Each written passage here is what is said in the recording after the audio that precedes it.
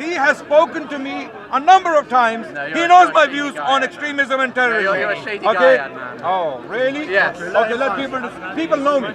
James demonstrates the only appropriate response to seeing him come at you with a ring binder is to run and hide. Why? Let's move to a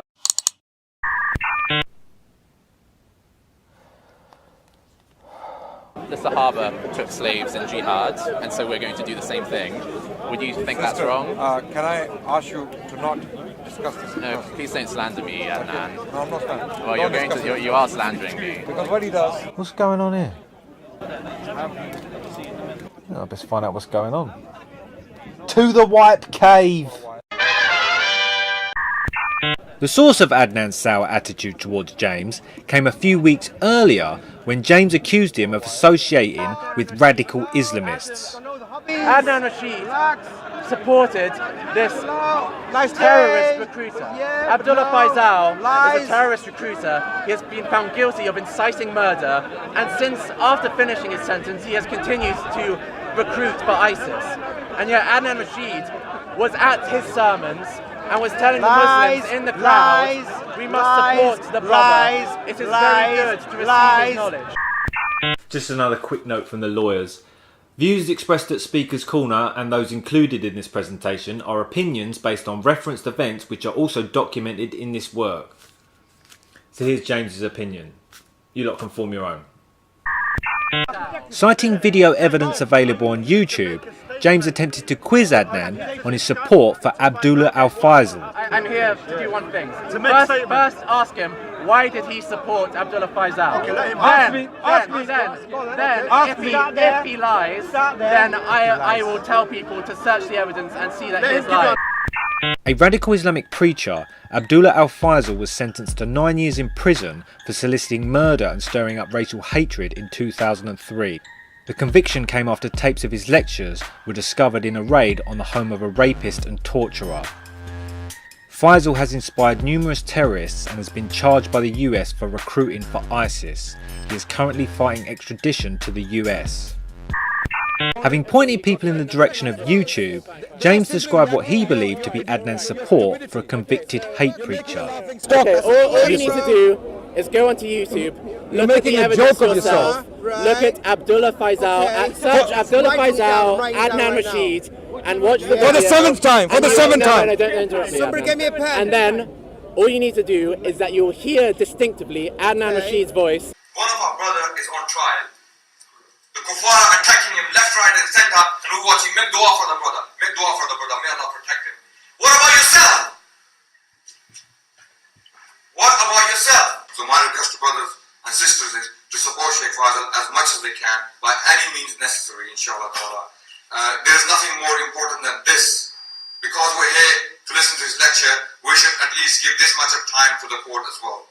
And you will also hear someone at the end of the lecture calling out to the person who's just spoken and saying, "Hey Adnan," hey Adnan, okay? you there. And so about what Adnan Rashid has just said, okay?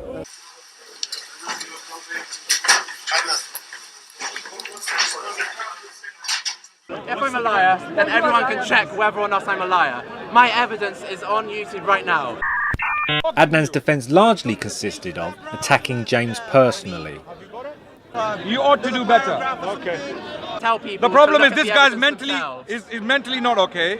It's clear that he cannot have a conversation. Are you a retard? I'm serious about it. No. Are you actually a retard? What these individuals, people like James and others like him, Islam haters, Islamophobes. Yeah, probably best not to use slurs invented by the Muslim Brotherhood if you're trying to make out you're not an extremist. Adnan furiously denied being present on the stage with Faisal and suggested the footage had been doctored. The video you're referring to is not me in the video. You cannot see me in the video. There is a voice which is clearly tempered. Anyone with two brain cells, firstly, in that video I cannot be seen. It's a very cheap job done by you or someone else or Steve or I don't know. I don't know where the video came from. There is some dodgy footage. There is sound that sounds like me. That sounds like me. The video, when you watch it, is clearly edited. It's patchwork. Yeah. It is not clear that it's me. Number one, I'm not in the footage, and I refuse to accept that it's my voice. The sound actually, it sounds like radio. And just in case you weren't buying that, he also came up with an excuse. Now, having said all of that, this is my response. Even if it was me, even, it's a big if. Suppose. Hilarious. In 2003, by the way, when I was, how old was I? 25. I had only been practicing for 2 years. I became a practicing Muslim in 2001. It was in 2001 when I started praying. And even then, I had little knowledge of Islam. Little knowledge. I didn't read any books. I had no idea.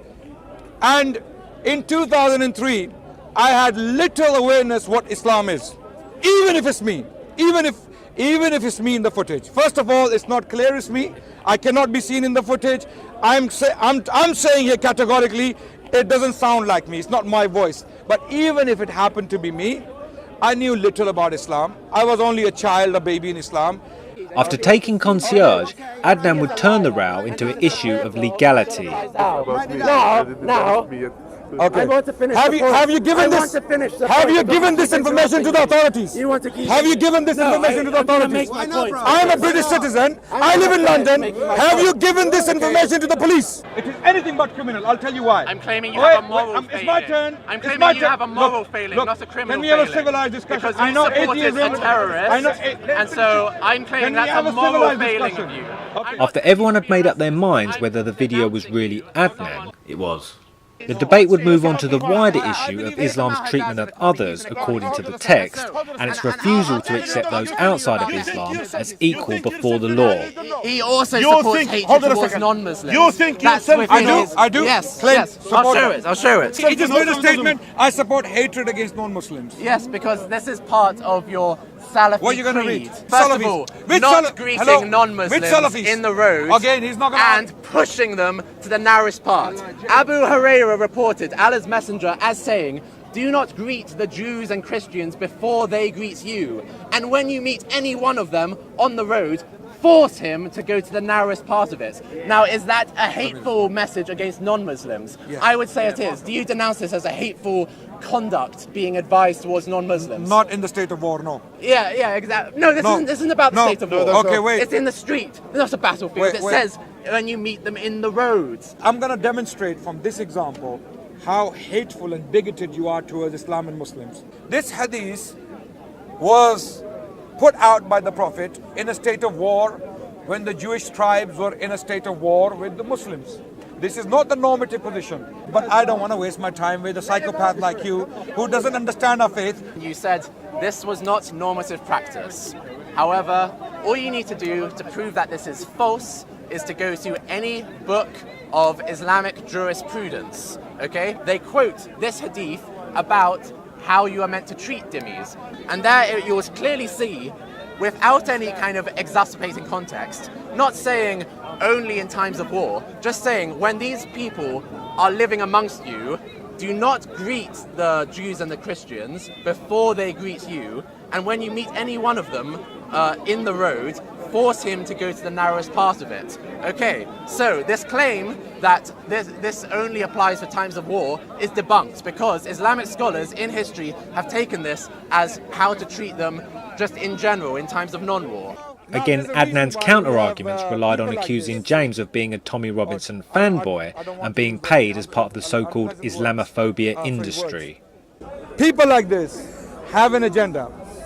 Him, Steve, and there are other individuals in the park. I believe they are paid.